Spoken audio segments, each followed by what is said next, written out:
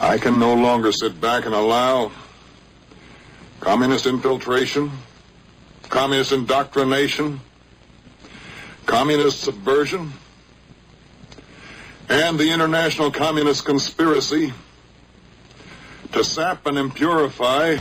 I am the guardian of forever. Are you afraid of me or just disgusted by my presence? Before this battle is over, the world will know that few stood against many. Let's have an equipment check. Weapon? Well, let's keep it simple. You got your boots on, you can walk into combat. Let's go. I love the smell of napalm in the morning. Little girl, pull me to the left. Little boy, pull me to the right. When I give an order, you jump. Our arrows will blot out the sun. Then we will fight in the shade. Hear me, don't you eyeball. That we must take our country back in November through the electoral process on behalf of our democracy. Take your stinking paws off me, you damn dirty ape! The Force is with you, young Skywalker. You are not a Jedi yet. Absolutely abominable.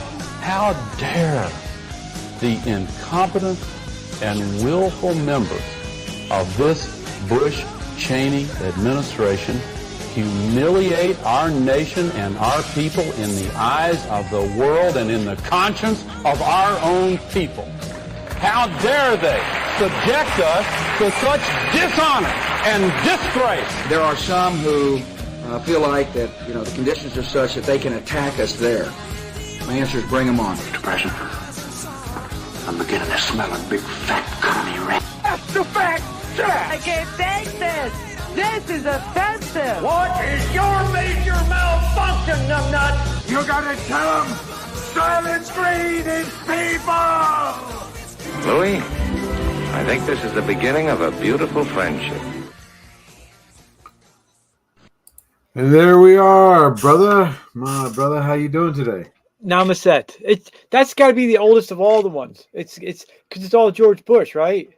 And it's a classic. And Luke, but Lou Gossett Jr. It's so dated. Lou Gossett Jr. Little girl poopies to the right, little boy poopies to the right. He couldn't even say that anymore. He'd have to go, okay, because we all know now that all little girl poopies are little boy poopies, and all little boy poopies are now little girl poopies. Yeah. He couldn't figure it out. No, he would have trouble, and he'd probably be written up for it, and they would probably put something on the record. Probably try to drum him out of the Marine Corps. Get him out. Just the way they do it. Yeah. But it's still goody. It's still goody. There is a little pushback on that. I think we've turned a corner on. Get out of here, you turkey! What are you, part of the Kamala campaign now? You go turn a page. Yeah. No, I think we've reached the limit of it, though. I think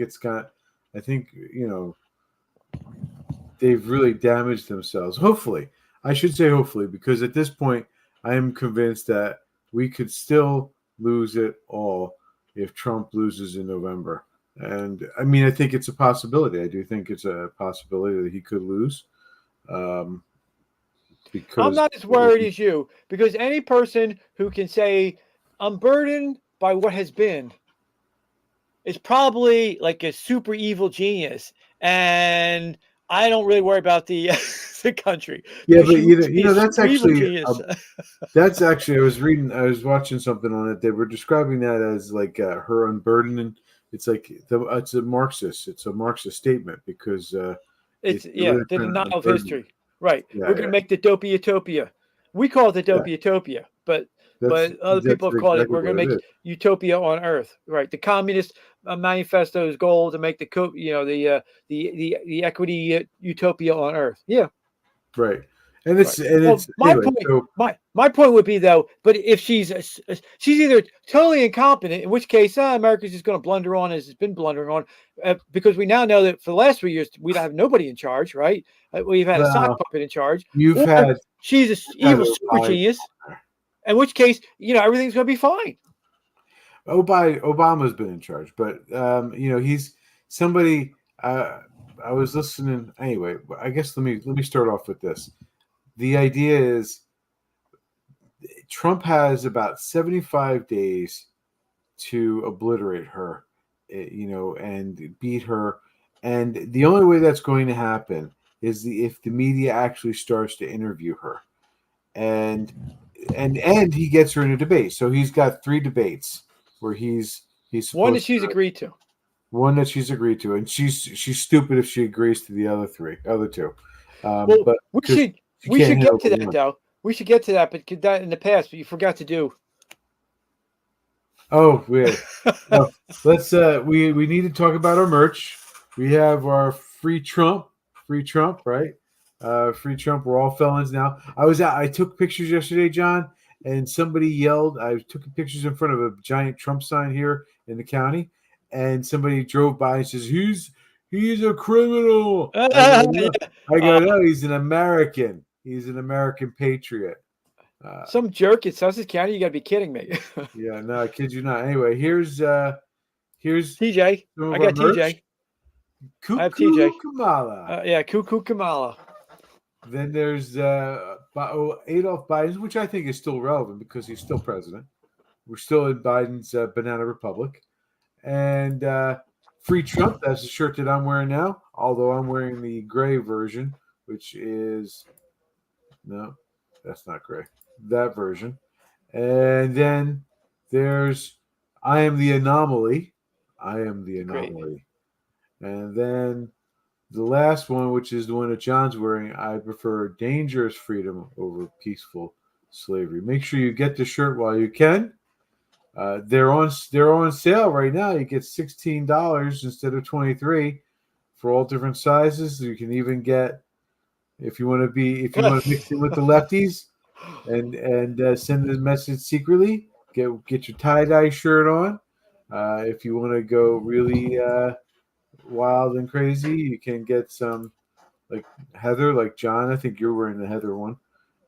So please make sure you go out there and check it out. Of course, we have our website, which is here. This is our website, which is being worked on. And we have where is the website? Here's the YouTube channel, which we are gaining subscribers, John. So 3 times the charm. Yeah, third time's the charm. And I got my pants on. Cuban check. So we have one video that's got 4,000 views. That's doing well, and it's been out there for 11 days. Hold on 1 second, John. And you have your article.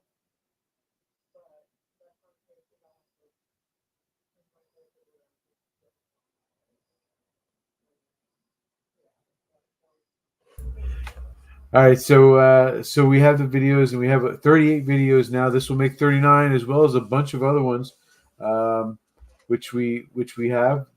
We have a couple new ones too. I just put up today, which haven't gotten a lot of views. This is something that this one got 5 views just from yesterday and today. It's doing well. We're doing okay with our site. Things are coming along pretty nicely, brother. We have a lot of good stuff going on. 1 article a week at least. Please make sure you check it out and check in for updates. And of course, we have website merch. So please make sure you check us out. Tell your friends about it. This is where the fight begins. We are the ground game for the fight for freedom. This is where it starts. We're the ones who are going to help fight it. We are the 8%. As my friend Joe describes, 8% of the people out there who fought in the Great Wars. It's about 8% of everyone who actually fought. So we are the 8% in the trenches fighting, brother, this war for our country. All right. Shall we get started? Yes. All right. First off, we have a funny. We like to start with the funny, just like Joel starts with a little joke, right? Here's our funny for you all. Then how was Louis Armstrong able to become the first man on the moon? She said, if humans can't hold their breath for 10 minutes, how was Louis Armstrong the first man on the moon? I am stuck on the moon. I cannot breathe. I cannot see. Help me, please. Hold their breath for 10 minutes, then how? I just couldn't resist because it's just funny. It's so sad. It's so sad that the education is falling that far. Yeah, I mean, it's bad enough that she would say, Louis Armstrong, but the fact that she thinks that people were holding their breath, even if you think it was knew it was Neil Armstrong, you think Neil Armstrong was walking on the moon, holding his breath. I don't think he held his breath, even if you thought he was on the soundstage in Florida or something like that, right? I mean, if you think, there's denialists, he didn't hold his breath for 3 minutes or whatever. Give me a break. Then there's this little funny brother, which we found just recently. Voter ID, one of those compromises that you'd support? I don't think that we should underestimate what that could mean. Because in some people's mind, that means, well, you're going to have to Xerox or photocopy your ID to send it in to prove you are who you are. Well, there are a whole lot of people, especially people who live in rural communities, there's no Kinko's, there's no Office Max near them. People have to understand that when we're talking about voter ID laws, be clear about who you have in mind and what would be required of them to prove who they are. Of course, people have to prove who they are, but not in a way that makes it almost impossible. So they cut off about a few minutes of that, I think, because you can see where it jumps. But I just want to. This woman is so disconnected from reality. She thinks that in order to get your ID, you're supposed to send stuff in. Now, I don't know, maybe that's what they do in California, but here in New Jersey, you have to go down to DMV and you got to prove who you are with all the different papers. You need DNA. You need fingerprints. You need a colonoscopy to prove who you are to get your ID, right? There's this complete you don't send anything in.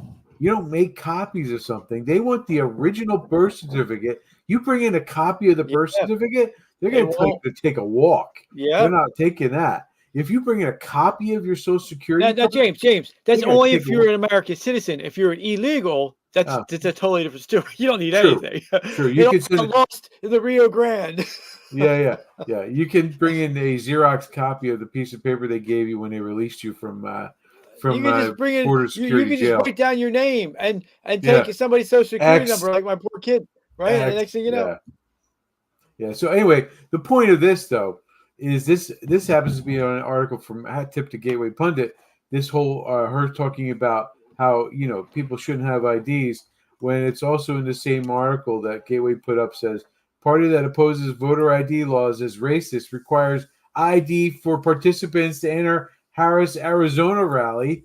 Hello. Imagine that little bit of information, brother. Just because she's a racist. We all know she's Indian and she's Brahim Indian and she's not black. So maybe she is a racist. Maybe somebody in the press could ask her that question, right? Mm-hmm. Maybe, but it's not going to happen. And then there's this little. I'm gonna mention this here because it's a Gateway Pundit article that we talked about today. This is about the picture. A lot of people are talking about this. Is a big thing online about this picture being real or fake. This AI this AI investigator did a little video here. You can watch as they put the picture onto the page. I'll pause it with the results. Highly likely AI generated. So for the background, because you skipped ahead. 77%. So for the background, could you skip ahead? There's this massive rally in front of her plane. Right. A picture. I did. Right. I did, but I want to point out that here, and this is the picture. You can see the picture that John's talking about. And if you can see here in the reflection, this is the same image. It's supposed to be the same image, her walking off, and you can see that there's nobody in the crowd. There's no crowds. There's nobody there except for a few trucks. So yeah. You can see that this Dopes is all for Snopes fake. came out and said Dopes for Snopes came out and said that the picture was real, like a 90% chance, and then this guy ran it through the AI computer detector, and it flipped. It showed it in real time that when you put that picture through it, the perspective is off, and so it said 80% chance of fake. And so we now know also not only did this picture out, Harris, the Harris campaign and fake media, but also outs Snopes for Dopes. With anybody who listens to Snopes for Dopes for any kind of factual information, you're a bunch of fools, because it's obviously just a hack. This guy is a hack maniac. This is the guy who was spending all the money he got from the internet on prostitutes, and it broke up his marriage. That could happen. So don't believe anything from Snopes and Dopes.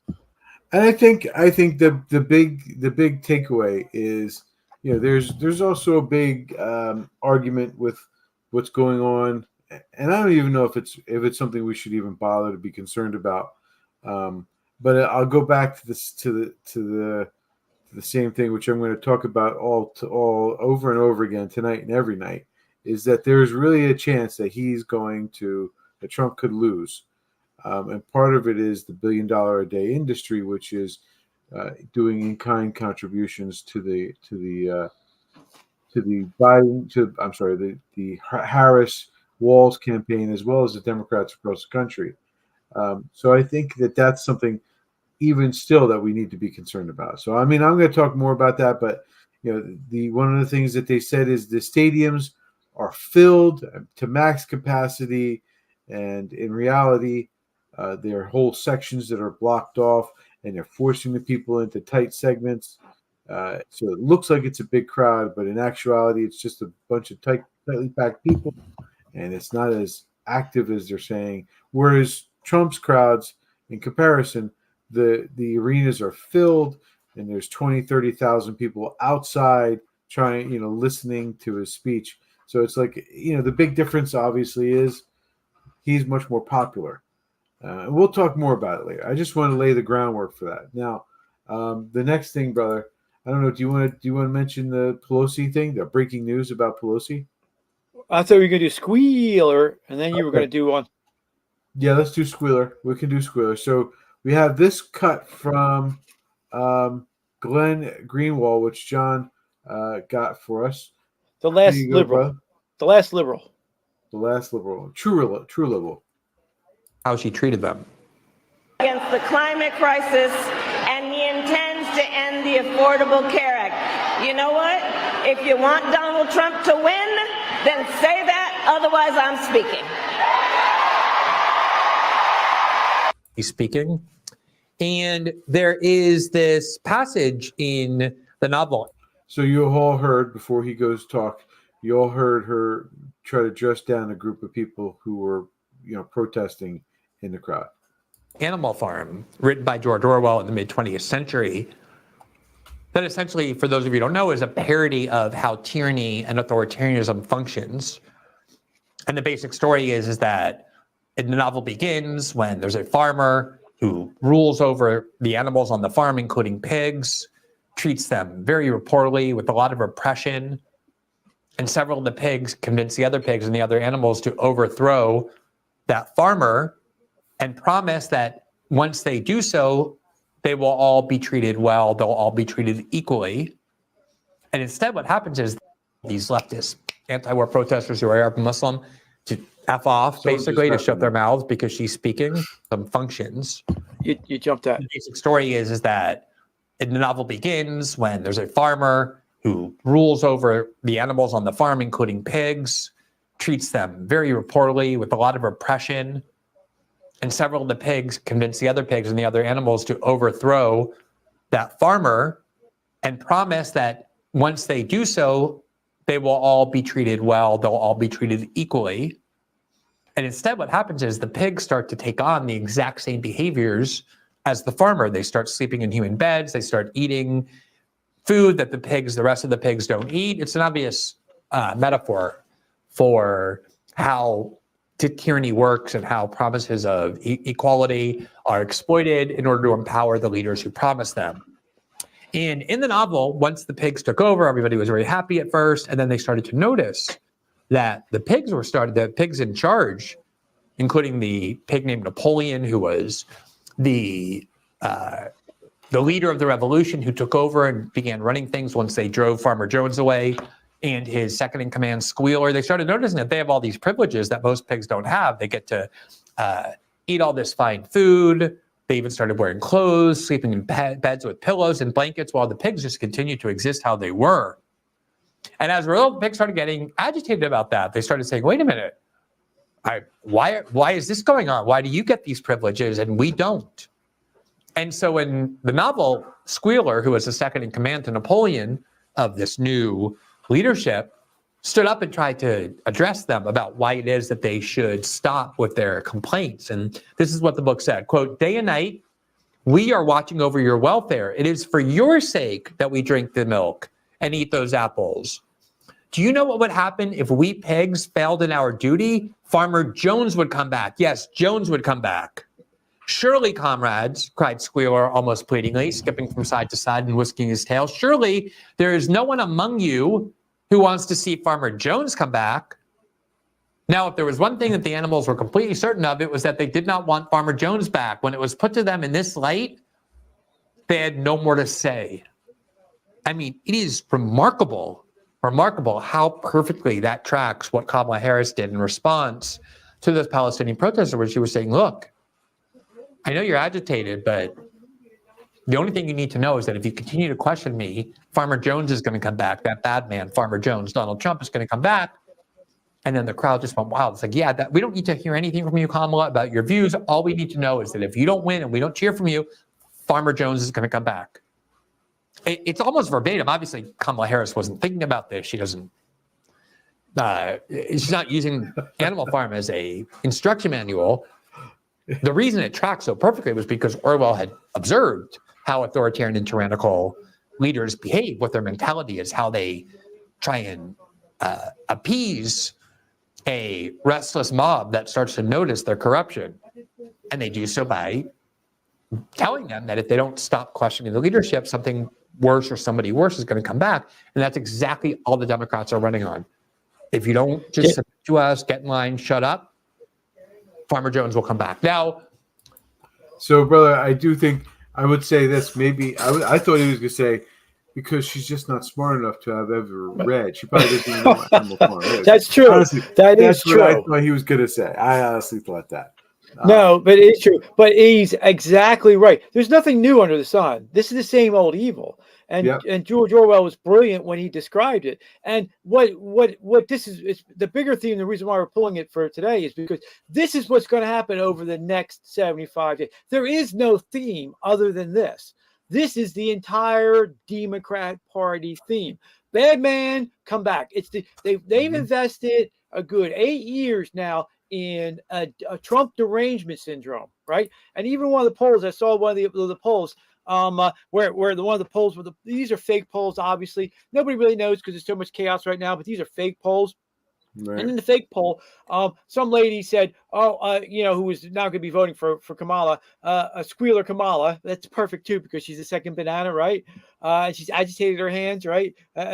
So character matters, right? And you go, wait a minute. Well, what about the character of this person who says everything, who will say anything to get elected in any position, right? What about the character of Tim Walz, right? Well, some character matters and some character doesn't matter. Just like in George Orwell, some pigs are more equal than others, right? And this is what you're going to see. The Trump derangement syndrome again. So now this week, Chris Stigall, great program. Loves Chris Stigall's show. He had on, and I swear to God, I mean, he had on this nitwit, Naomi Wolf. I can't stand this person. I mean, this is the feminist.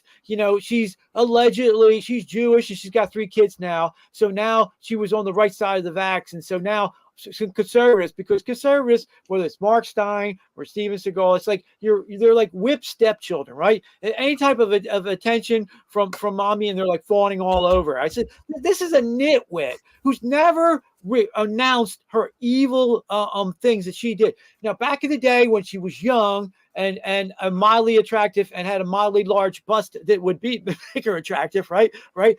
She did nothing but spew leftist nonsense and did a lot to help leftist nonsense take the hold that it has. Has she ever come back and said, I guess I was wrong? No, right? So they're listening to this idiot, and this idiot goes, Trump has to stop saying the mean things, and Trump has to go back to policy.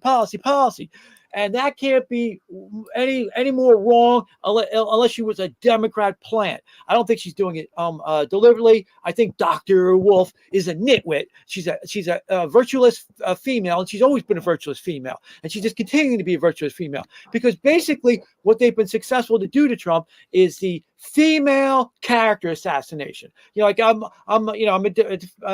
attorney. I'm listening to this girl, this lady telling me about this case. Oh, this man is so bad. He's so evil. My daughter 3 years ago has to close the curtains in her room. She's afraid to come outside. She's afraid to live in the house. All this stuff. And at some point you gotta go, stop it.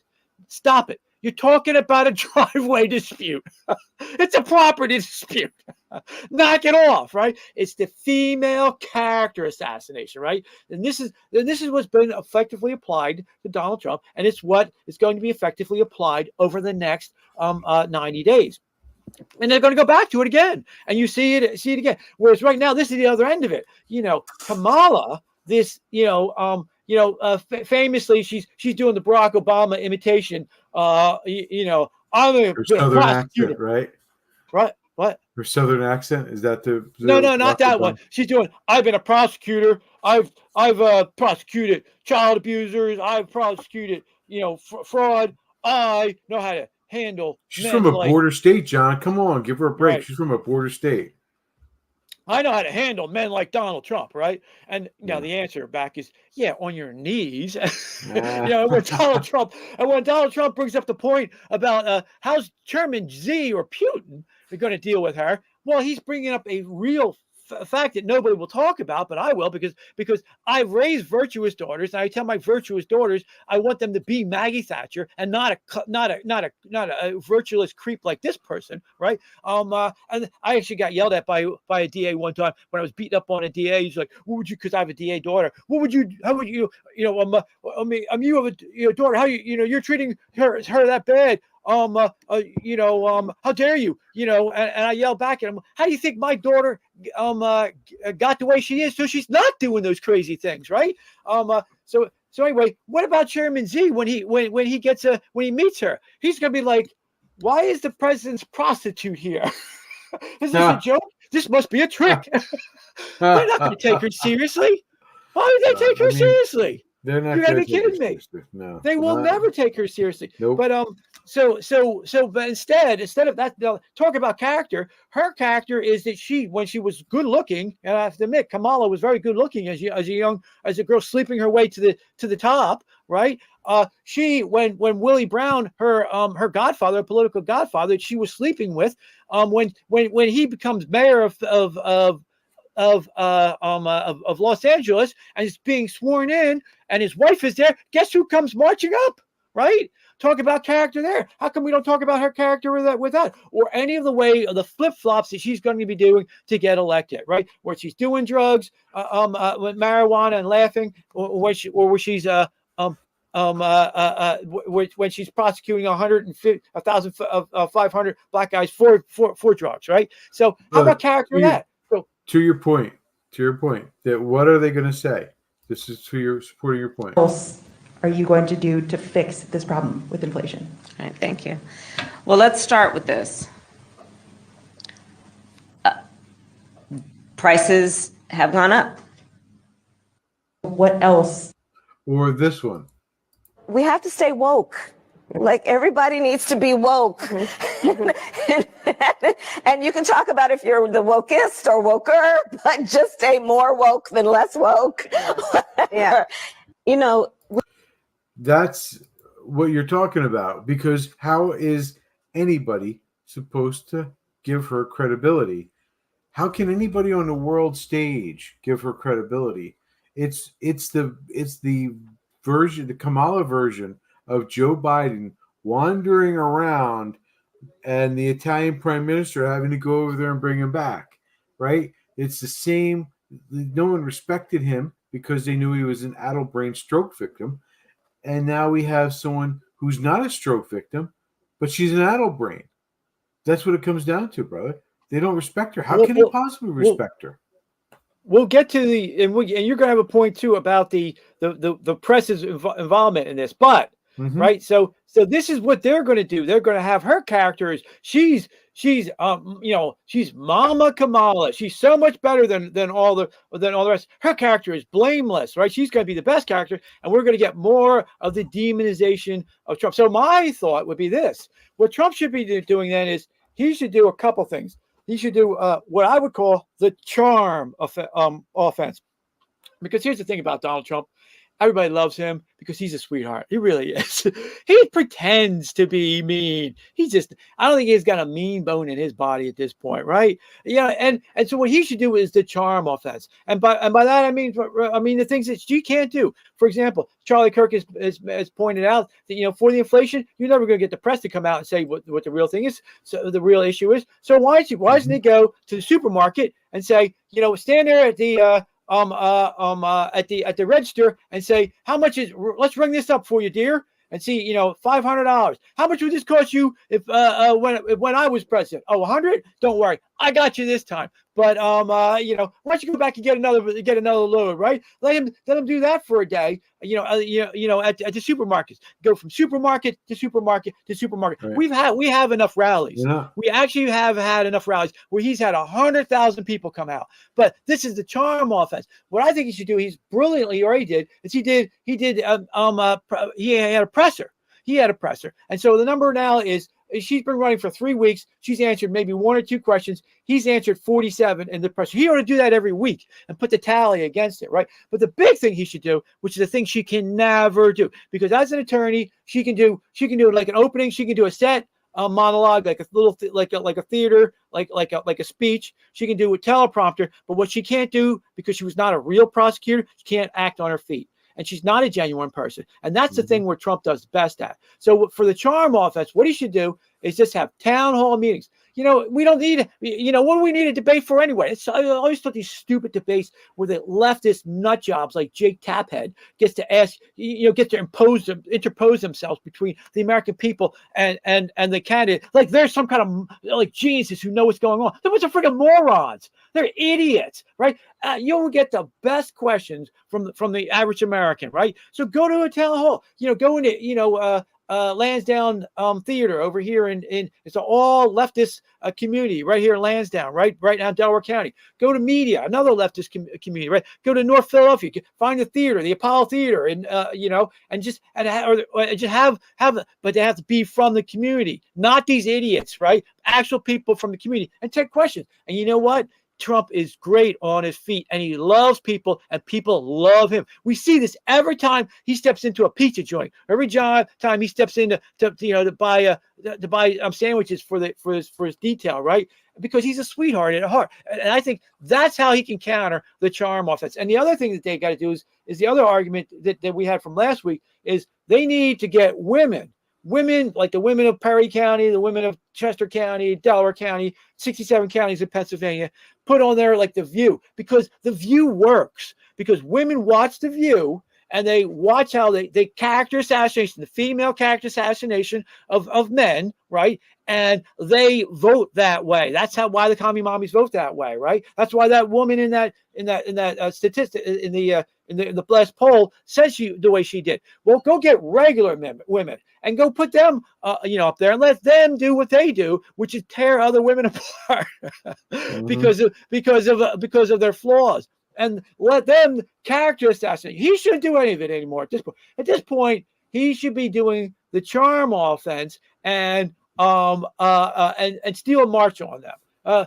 And then we can talk a little bit more about the now there is a side on this too, which we might want to get into the weeds on the crowd that she was talking to and the theory behind it, but I don't know how much time we're going to have, which is actually like the state of the race right now. Like if you're looking at it, maybe we'll finish up with that, but because I know you want to do the next section on which is relevant, because it talks about why this is going on, because the press won't do their job to actually ask the questions. And you actually addressed that this week. Right. So you raised your point about with getting that's like a blueprint. If Trump, I would just add this to what you're saying. If he decides to, stop talking about her race and her whatever and start focusing on what she's done. I would say keep in mind when she's talking, she's plagiarized Donald Trump with his no tipping, no taxing on tipping, and wants to be stronger on the border and getting rid of inflation. I would simply say she's running against herself, because if you think about it, she's in the administration and she's complaining about the current state of the country because of the administration that she's a part of. And she expects to get away with it. And she's going to get away with it because of the press and your article. Yeah. So I just want to make that point about that. But here we go. So I came up with this idea that if you really want to attack Kamala, the best way to do it is to attack her on her record. And her record sits 100% voting with Joe Biden. And truthfully, the backstory of this is somebody this last week asked me, we were talking about one of the congressmen, my congressman from my area, which is Josh Gottheimer. And I was talking to this guy who's Republican, which I'm not 100% sure he's Republican after the conversation we had, but that's another story. He says to me, well, Josh he's a nice guy. He's a moderate. And I'm not saying he doesn't put out an image that he's a nice guy. In fact, later the next day, I shook his hand and said hi to him.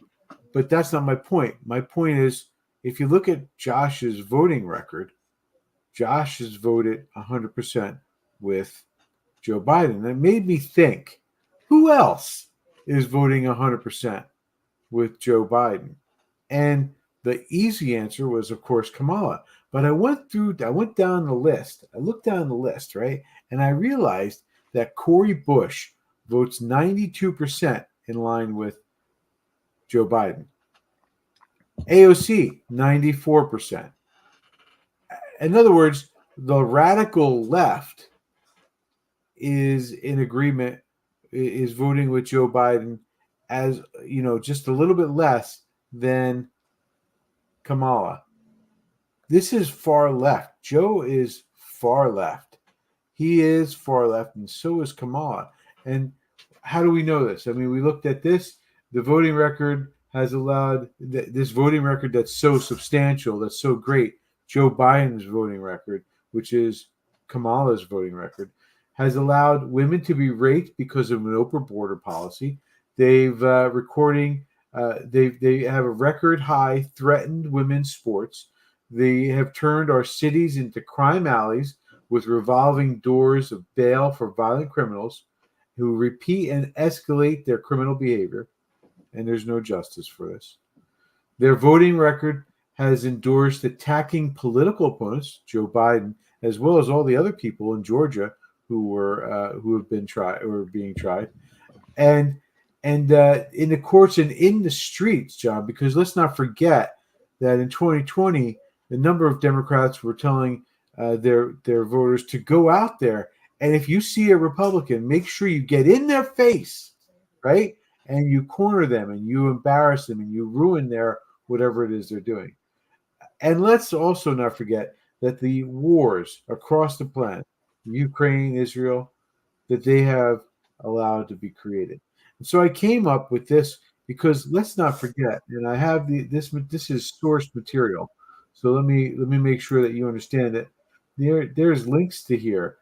But if you were to look at what happened in Afghanistan, perhaps the biggest debacle, the largest, worse than what happened in Vietnam, because if you see that we lost 60,000 machine guns, 300,000 so-called assault rifles. Actual rifle is used for combat, not the AR-15, which is the civilian model.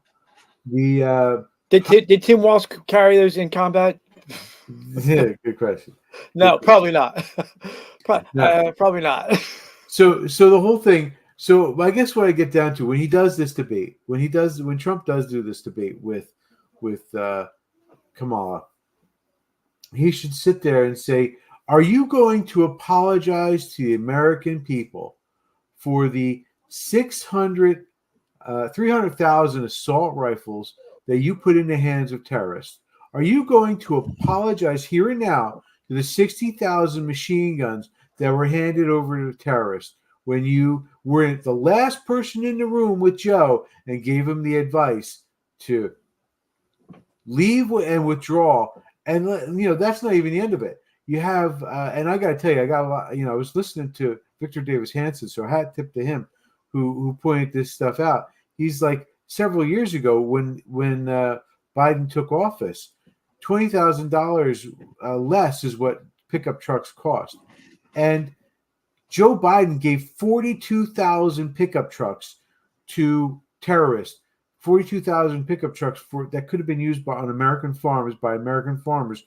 Tim Walz, who cares about farmers. What about those 42,000 trucks? They can't afford, farmers can't afford the trucks, or the 8,000 heavy duty trucks that they needed, the deuce and a half, that they would be able to, afford something heavy duty to carry their product to wherever they need to.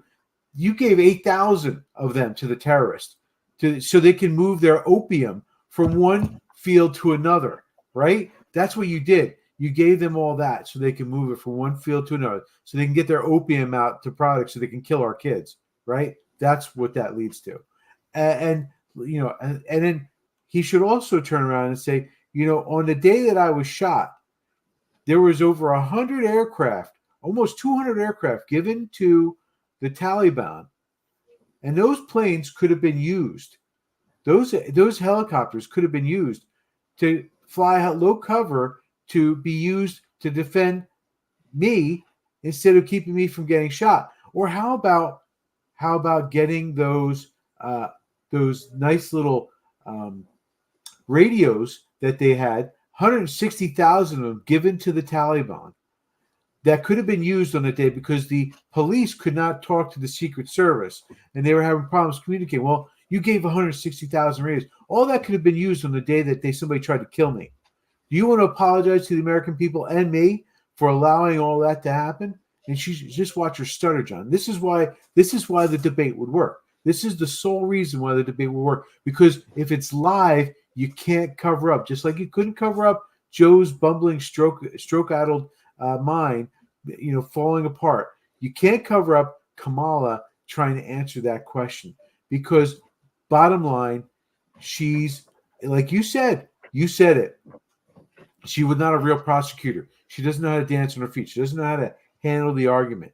And this right here points out, and if he does that in that debate, it will destroy her. And my only hope is 75 days after the convention, he has 75 days to prove to the American people that she's a bumbling fool. But in the accounting that in your article, you bring up the billion. Well, and that's a great point, because every single day, and you can see it down here, every single day, there's $1 billion in-kind contribution given to the Democrats and given to the to attack the Republican brand and support the Democrat brand. I'll just give you an analogy real quick. I have the Amazon's Echo thing, and on a regular, it shows you different things. Every single thing that pops up that's political is a positive for a Democrat, and that's because it's Amazon, of course. But that's part of that $1 billion a day industry that supports the Democrats, and you can see it. You can see it. I'm going to put up the JD for JD Vance on the with Dana Bash. Here we go. Dana, I criticized his lying about his own record, okay? This is a guy who was captured on video saying, I carried a gun in war. He never went to war. This is a guy who's been captured on video, as other people say he's an Afghanistan veteran. He's a veteran of a war, nodding along in agreement instead of saying, no, I did serve my country and I did it honorably, but I never went to a war zone. I'm not criticizing Tim Walz's service. I'm criticizing the fact that he lied about his service for political gain, Dana. You now asked me 3 questions about comments that I made 3 years ago. I wonder what Kamala Harris thinks about the fact that she supported policies that opened the American southern border. I wonder what Kamala Harris thinks about the fact that she lied to the American people about Joe Biden's middle facility for the office. You are interviewing me, Dana, because I respect the American people enough to sit down for an interview. I appreciate that. Kamala Harris has been the nominee for 3 weeks. She hasn't sat down for a real Believe interview. me, we are asking. You're not going to get a disagreement there. But the point is, Dana, you've got me for 15 minutes or however long you have me. We should be talking about public policies that matter. How are we going to lower inflation? How are we going to reduce the cost of food and housing? How are we going to close down that southern border? We've talked so little about that. We've talked a lot more about a sarcastic remark I made 3 years ago. I think we should talk about the issues that most Americans care. Kamala Harris is whatever she says she is. But I believe importantly that President Trump is right, that she's a chameleon. She pretends to be one thing in front of one audience. She pretends to be something different in front of another audience. Look, Dana, she's not running a political campaign. She's running a movie. She only speaks to voters behind a teleprompter. Everything is scripted. She doesn't have her policy positions out there. She hasn't answered why she wanted to ban fracking, but now she doesn't. She wanted to fund police, but now she doesn't. She wanted to open the border, but now she doesn't. She should have to answer for why she presents a different set of policies to one audience and a different set of policies to another audience. And I think that's what President Trump is getting at. This is a fundamentally fake person. She's different depending on who she's in front of. With Dana. So that's, you can hear Dana Bash obviously attacking him, and that's part of what we were talking about. Here's another example, and hat tip to Liberal Hive Mind who put this clip together. Corrupt. Midwestern dad, like super clean cut vibe. Everybody likes right? The way you hear them describe Tim Walz, you hear what I'm talking about, the $1 billion a day industry. Oh, so plain spoken and relatable. As moderate and independent as it comes. Pretty moderate Democrat. I always knew him as a moderate. One of the most moderate. Very moderate record. The new moderate. I think this is the new moderate. Far from progressive. It's right down the Tampon Tim is not a moderate.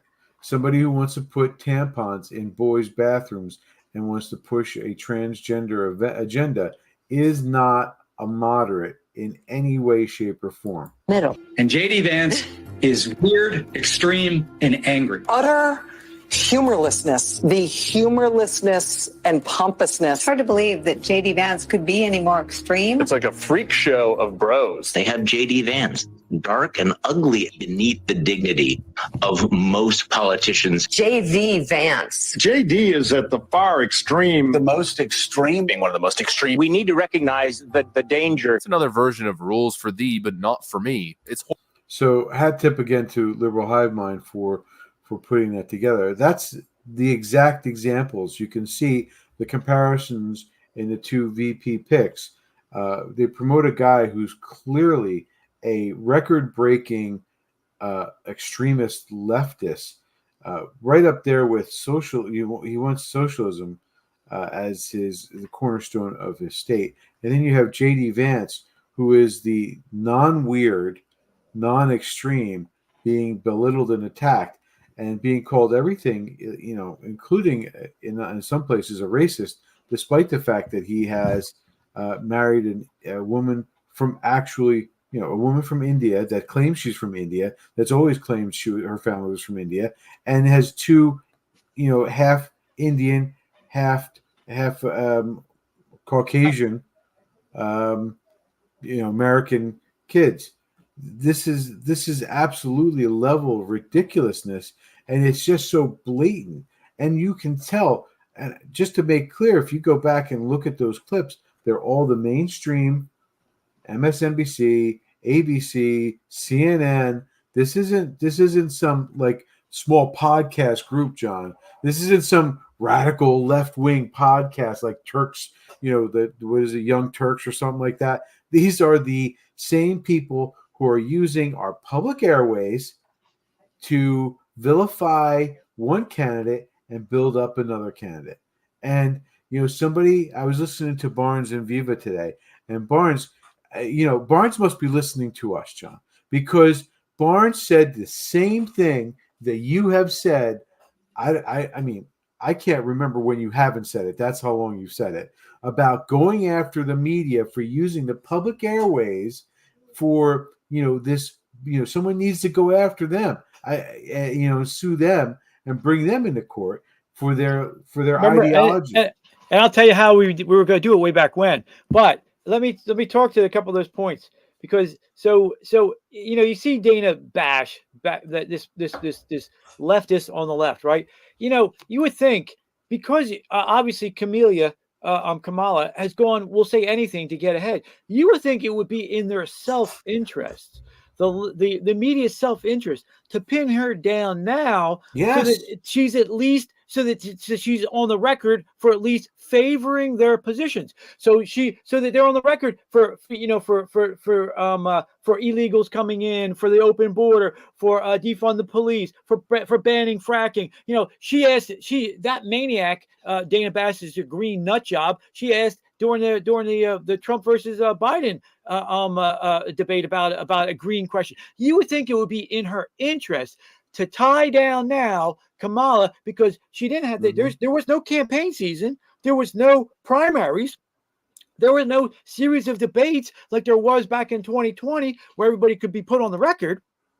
So whatever the normal, procedure would be, it would be even heightened now if the press was even remotely, even if it was a leftist press, it would make sense for the leftist press to try and nail down this chameleon who is potentially going to be president. So at least on the record, they could go back. Well, you said you were a green girl, all right, and now you're changing your mind if she changes it, right? But that's not what we're dealing with Dana Bash and the press. What we're dealing with is if we talk a little bit about it, we'll get to there's a great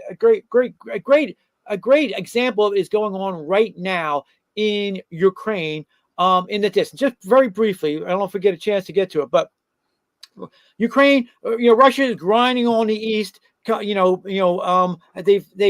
sending in their Russians and getting them killed to make a kilometer here or a little meter here, and they're having some success in the east. So the Ukrainians, one of the brilliant generals, said, you know what? They have that border to the north held by only two lines, right? And he knew that there was two groups that were holding that. There were the TikTok warriors, the Chechnya Muslims who famously run away when anybody starts shooting at them, and the conscripts. In Russia, if you're 18, you turn 18, they put you in the army for a year, but they have no experience, and they don't use them in the actual combat zone because that's what happened in Afghanistan, and the outrage was so bad that one of the reasons why the Soviet Union collapsed was because they were using the 18-year-olds and they were all getting killed as meat grinders. So those are the two lines. This Ukrainian general goes over there, right? So what's the Russian response? Because now the Ukrainians are making great success in the Kursk area, even threatening one of the nuclear power plants. Well, their response is Putin's response is to give it to the FSB, which is today's KGB, right? And declare not that it's an invasion of Russian territory, right? And not to give it to the army, because they're now being invaded. These are Russian. They were Russian before the Ukrainian war. They have been Russian since 1993. Oblast states that's now being invaded by the Ukrainians. Well, what's their response? He doesn't give it. He gives it to the FSB, and they call it an anti-terrorist operation to repel this invasion. And why? Well, because the central idea about totalitarians like Putin and the left and what we're seeing in the media and the Democrat Party is this: it's not about competency, it's about loyalty to the party, right? And so that's why the FSB, the KGB, they're loyal, right? So they can be trusted, right? So they're gonna use this propaganda to say it's not an invasion, nothing's going wrong in Kursk, right? Putin's a dictator. This is what they do, right? We're gonna call it an anti-terrorist action, and we're gonna let the FSB take care of it because they're loyal. Now, does the FSB have any ability to defend the country and act in a military way like the army does? No, but that doesn't matter because these are dictators. These are in their heart. These people. I might go to sleep and I'll be sleeping put myself to sleep. I'll be thinking of Ursula Andrews in a bikini coming out of the water in Dr. No, right? These freaks do nothing about dream about dictating to us how to destroy our lives and to make us all slaves. You know, like Saruman, they're the ones, these are the Surumans. That keeps them going in their lives and lets them go to sleep at night, right? And it's not about competence. So it's not about competence for Dana Bash. It's not about competence for Kamala. It's about loyalty to the party, because that's what kind of maniac that we're dealing with. Now, our solution back, I think, in our first iteration of Sussex County Patriot was this. If you look at it, they have the ABC, NBC, and CBS. Even though there's multiple streaming now, they have this monopoly over the airways, right? Well, it's a monopoly. It should be broken up just like Google is being broken up now. Why do they get this monopoly? Who the hell are they have a monopoly? What we should do is what we were trying to think about as the way to do it. And we looked into the law of it is, listen, the basic, if you take out in the federal constitution and you take out the word state and you put in there what it really should be is local, you realize the genius of the founding fathers, because it's the federal constitution, but basically power rests in the local realm. And the local realm in the United States legal history is the county level, right? The counties, you have, like Pennsylvania has like a home county, law, by the Constitution that devolves a lot of the power to the county. So for like the health and welfare of the people of Delaware County, it's in the county council, right? It's in the county government. Well, part of that's sort of the bedrock of the elections. It's the bedrock of everything, right? Well, why don't we do that this way? That they have all the airwaves in Delaware County. How come how can't they just dole that out? Why is it given automatically to these national organization called CBS? They don't deserve it, and that's the other way too. Part of the other way why we believe in corporation reform is this: a corporation makes perfect sense. It was originally only a way to shield people, individual investors, to get capital together and shield them from so that if you're putting money into something and you have no control over it because you're just putting money behind a business, so a business can get started and somebody could turn this business into a great thing. It wouldn't make sense to be able to destroy the person who gave you that money. And so it was a shield. It's a shield against destroying people who want to put up capital, to encourage the raising of capital, to encourage the raise the organization of corporations, right? Then they overstepped it and they granted it artificial personhood, which was a mistake.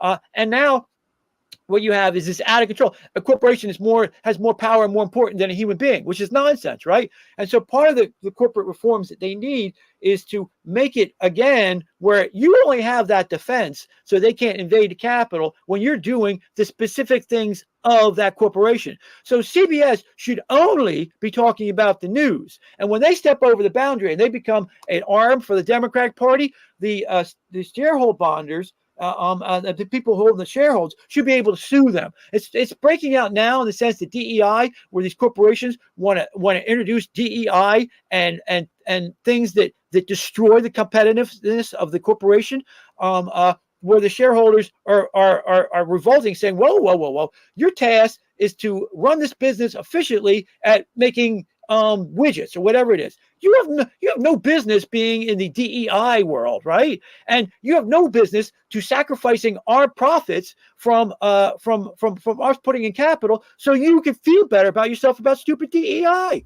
So this is part of the corporate reform that's actually needed, not the fake Elizabeth Warren. We'll just make it a federal government, so you have to come to me and you have to pay me off, which is what Elizabeth Warren's schemes are always around down to. But part of that is we're seeing that dysfunction of the press today is because it's so much of a monopoly, and because they have the monopoly, they have to be broken up. It used to be that you could trust both the Republicans and the Democrats to break up monopolies, because of course it was Teddy Roosevelt who started the anti-monopoly laws, and then the Clayton Act, the Democrats came in and they made them stronger, right? And today, to credit to Biden's administration, is he has some beginning of strong anti-monopoly business practices that are being placed, to going after Google, for example. But that's just the beginning of it, because what we need to do too then is go after the vulture capitalists, and Trump has got this right. He wants to tax the Warren Buffetts, Mr. Omaha, who says my secretary pays more taxes than I do. Hey, POS. Why do you give it away and not fake give it away? Why don't you really give it away? Well, those virtue signaling fake vulture capitalists, these venture capitalists, so-called venture capitalists, they need to be taxed at such a degree that that the money will flow away from them and back in to corporations, to destruction just for corporations. I'm going to make a widget. I'm going to do it better than anybody else, like Elon. I'm going to make a rocket, SpaceX, and I'm going to do it better than anybody else, right? And that's part of the success of Elon, is that because he is successful that way. That's what it's designed to do, to free people like Elon to raise capital to do amazing things. And that's part of the hopefully, if the Barnes is going to listen to us, they'll listen. I hope he must have, because he was talking very much like you just were talking about going after the corporations. But the last piece I want to say about the corruption of the media is that they're willing to let pass the video I'm about to show you instead of challenging her. And I mean, maybe I'm going to be wrong. Maybe when she does decide to do an interview that's an actually legitimate live interview, that not pre-recorded, not censored, not edited, if maybe the media will actually ask her the tough questions. But the first question I want to ask is, when was this picture taken, and why is this being used in one of her current videos? Because this looks like she's got to be in her 20s, and she's not in her 20s anymore. But this is a video that they just put out. Are you saying the rose is off that bloom? I'm saying the rose is long off that bloom. As Willie would agree with me, I'm sure. And I don't mean Slick Willie, just to be clear. So here is this ad from the Harris campaign. Kamala Harris has spent decades fighting violent crime. As a border state prosecutor, she took on drug cartels and jailed gang members for smuggling weapons and drugs across the border. As vice president, she backed the toughest border control bill in decades. And as president, she will hire thousands more border agents and crack down on fentanyl and human trafficking. Fixing the border is tough. So is Kamala Harris. So I would say, again, first off, why are you going to wait? Why not do that stuff now? Where you been? Where you been all your life? At an orgy? Bad mouth in your country, I bet. Listen to punk rock and roll? No, I mean, she's running against herself. In the same post, we have the current border crisis on display. This is the life-saving image that saved President Trump, by the way. You can see where Trump left office, the red arrows. Trump begins to clamp down, and then everything after that is Biden-Harris. Harris, look at this. Look at all the high, number of people coming into our country, the high level. Where's that coming from? Who's doing that? Who's responsible for this, John? Who could possibly be responsible for that? Maybe the woman who's trying to say that she's tough on the border, but she never, when she was the border czar, she never did it. Like, are we going to have these questions, John? Are there going to be legitimate questions put up? Are they going to show us something? I mean, they don't have to show us Trump's graphic. I know they'll never show that, but they could show something similar to that. It's not like the data is bad. It's real data kept by the government, by the Harris administration. We know what is going on, but they're not going to. And again, John, you pointed out, it's a monopoly. It's $1 billion a day industry that's targeting Republicans and supporting Democrats in in-kind contribution. And it's right in our front of our face. And it's one of the reasons, if Harris wins, it won't be because she's some intellectual giant. It won't be because she's some savvy investor. It's going to be because the media propped her up like they did stroke-addled Joe Biden, and incompetent that he was. He stayed in the basement. She can't, John. What's the excuse going to be? She's got to stay in the basement. They're going to lock her up, not let her out, keep her from talking to people. And what's the excuse going to be? That's why your charm offensive that you're talking about. She is restless hand syndrome. Yeah, your charm offensive knocks people is out. key. Your charm offensive is key to Trump's victory, because the more that he's out there and the more that Vance is out there, the both of them. I mean, he showed up. He showed up at Kamala's plane, and he said, in a few months, God willing, that'll be mine. I'll be in that But one. he showed up to mock the press, to ask the press, how come you're not asking questions? And they wouldn't ask him questions because they're paid not to ask him questions, not to ask the questions. They won't answer his questions because they're paid to just do propaganda. They're not paid to actually investigate. And look, you would think that it's in their own interest to nail her down now. Now, what do you want to do now? Because we only have a few more minutes. We can do because we didn't talk about the cuckoo. More information on the coup. It might be the big news this week. Or we could do like the state of the election right now, because there's another development this week too with the state of Virginia. Trump Here, this is more hiding from the press. Let's do this real quick. We'll do this, and then you can go on to you want to do the Ukraine thing after that? No, we'll skip on. We don't have time for it. Go ahead. Okay, so this was revealed this is literally breaking news. This is less than 2 hours old. Breaking news. Here you go. Listen to Nancy Stretch Pelosi. I didn't accept the letter as anything but a letter. I mean, there are some people who are unhappy with the letter. The letter she's talking about is Joe Biden's "I'm not running for president anymore." No. This is the first letter. Is the first letter she sent to Congress. He sent to Congress, right? Oh, okay. And then the second letter, right? He sent a letter to Congress saying, "I'm not stepping down. I'm going to run." And not, it basically was part of like the Stephanopoulos interview where he says God would have to come down and tell me not to run. It was that time period, right? But then she came out and she had an interview who said, well, when he decides. And so people were asking, what do you mean? He just sent to Congress a whole letter saying he decided, right? And that's when we were going, uh-oh, the knives are out, right? And now she's referring to that time, to that letter, and why she didn't, she said what she did and said he hadn't decided yet. Somebody else wrote that letter. Let me say, some said that some people were unhappy with the letter. I'll put it in somebody else's mouth because it was I don't even know. It didn't sound like Joe Biden to me. It really didn't. So, but it's just the way she talks.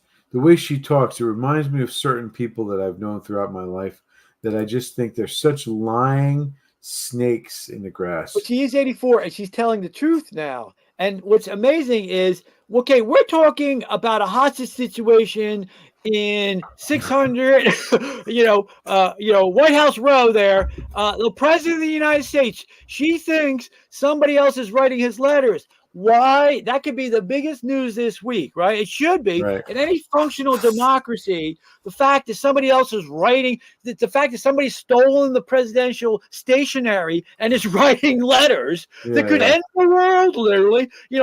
I think Venezuela is a crappy country. I think we should bomb it.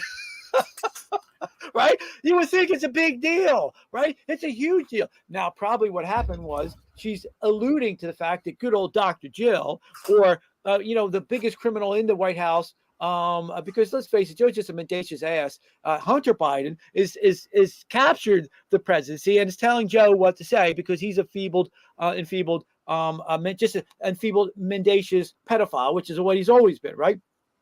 So somebody, though, is running the country right now. Who? You would think it's a big question. And especially as this power broker in Washington has let the cat out of the bag.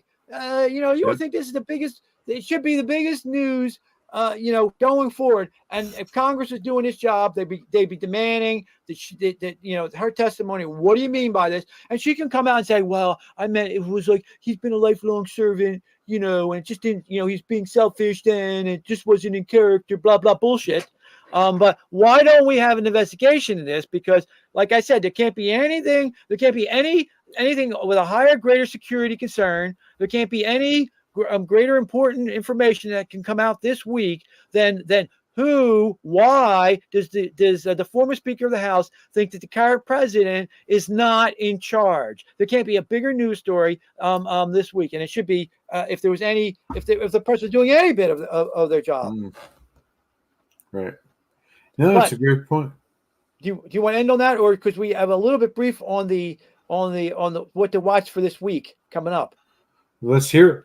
So we don't know what's actually going on in the polls yet, right? We don't know where this week is another transitionary week. They're going to play, duck and cover, like the basement campaign, like you're talking about. Then next week is going to be the convention from Monday to Thursday. It's still a question whether she's going to survive that, right? Because, for example, this, her, going on like this. What's underneath the radar, though, is that Glenn Youngkin in Virginia they're calling it defortifying. So you have this, what they do is they make, for the Democrats to steal elections, they fortify their polling places. So like, for example, in Philadelphia, they put up the cardboard so you can't see what's going on, so they can, right? So part of it is paper ballots, hand counting, so you can't use machines, right? Glenn Youngkin has just moved that in Virginia, right? So if Virginia is not going to be able to steal, right? And he's moved so much in Virginia. Virginia is officially in play. So you have not only have Arizona, Nevada, right? In play. They're definitely the swing states that need to be concentrated on there. Georgia always has to be watched, right? But they're too made some good moves on that. North Carolina is in our bailiwick now. The great Robinson is running for governor. We're going to win North Carolina. North Carolina and Florida are safe. But Virginia is now in play. Now, we might have lost Michigan and Wisconsin because of the pick of Walz, because his idea is, okay, they're going to put Cochin up there. And that's going to alleviate, their theory is that's going to alleviate the 100,000 Muslim vote that they've now ticked off, because the clip we saw, her yelling at the crowd, they were actually protesters protesting the events in Gaza. And so it's possible that she's going to say, listen, by putting Walz in there, we're going to make up the votes, and we don't need the Muslims, and so we can ditch the Muslims in Minnesota and Wisconsin, and we're going to still win those states with Walz. So we can concentrate on Pennsylvania. So in one sense, the pick for Walz was we have to shore up our blue wall. But if we're arguing over the blue wall, places like Virginia slip by, New Hampshire might slip by, and so the battle is still coming down to, it looks like, Pennsylvania and Georgia now, and Virginia, and the southern, the Arizona and Nevada. But I don't count out that her we're going to see at the convention, we're going to see how much noise they can make. The pro-Palestinians, the pro-Palestinians, right? We're going to see it'll be interesting. So the next week, that's what to watch for. The next week, still up in the air. It's still 50-50 whether she's going to survive the convention. Unfortunately for the Democrats, John. College hasn't started because all those radicals in the colleges now can go converge on Chicago. Exactly. If we had started school, they would be there doing their nonsense in the college campuses. And for a functioning America, we need two parties. We can't have this aristocreeps anointing somebody, this bum Obama and company, these creeps who have no idea what they're doing, anointing somebody, and then not having the American people. They've become the anti-Democrat party. Even we've had open, as you discussed last time, we've had plenty of open conventions where at least the California delegation can get together and say, okay, this is our interest, and the Texas ones can go, and this is our interest, and they battle it out, right? And they make all these deals, but at least their interest, the interest of the people who voted for Democrats, is being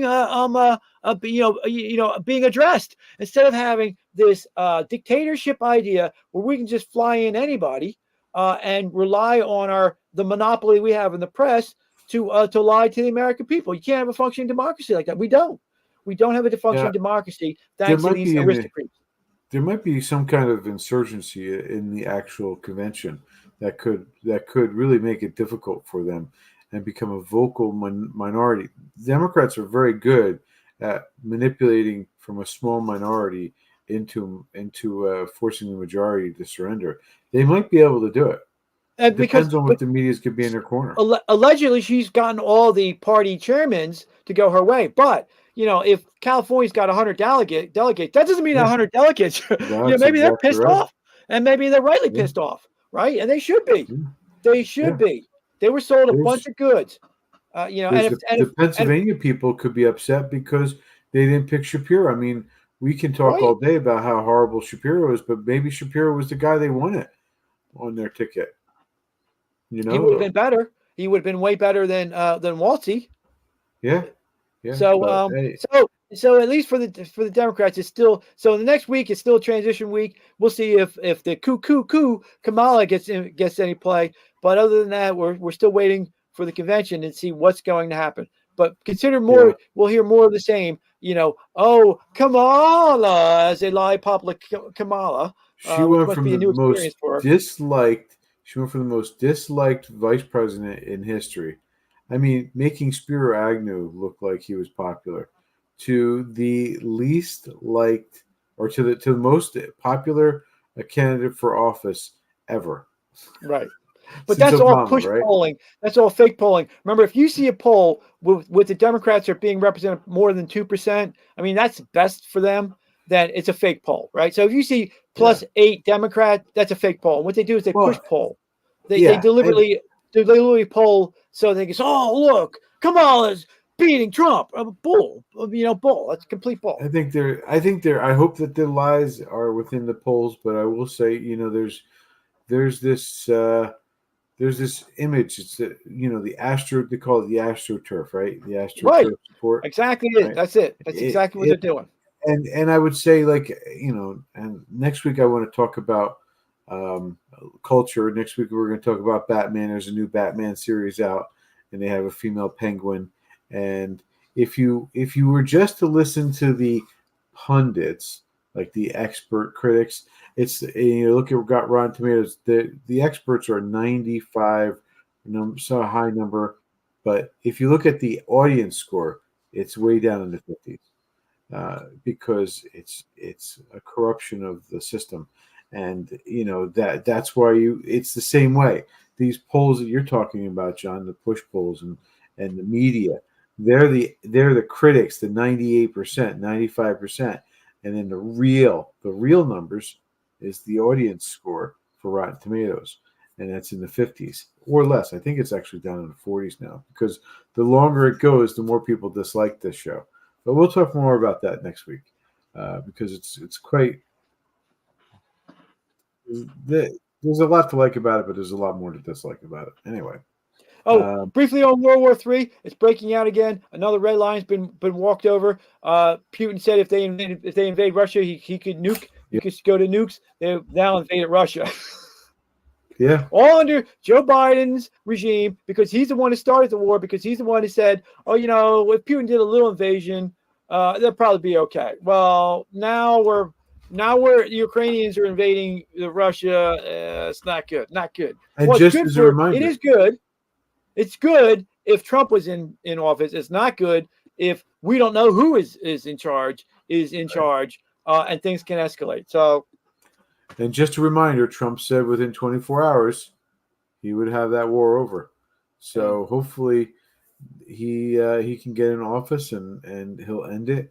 If it takes 48 hours, we'll give him an extra 24. But he can make it happen. We know he can. He's already shown he's a peaceful guy. So many lies, John. So many lies about this man. So many lies. All right, it's 11.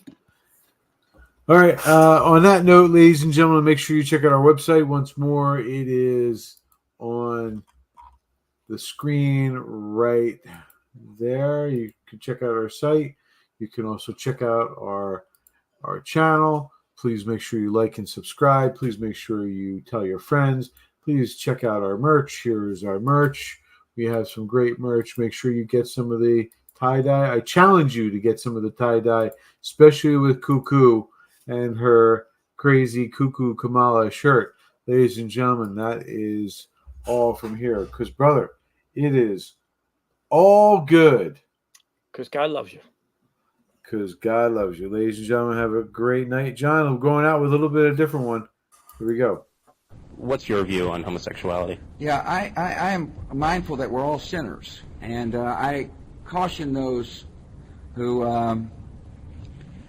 may try to take the speck out of their neighbor's eye when they got a log in their own. The great threat to civilization is that a few evil men will multiply. It's worse than horrible because a zombie has no will of his own. You see them sometimes walking around blindly with dead eyes, following orders, not knowing what they do, not caring. You mean like Democrats?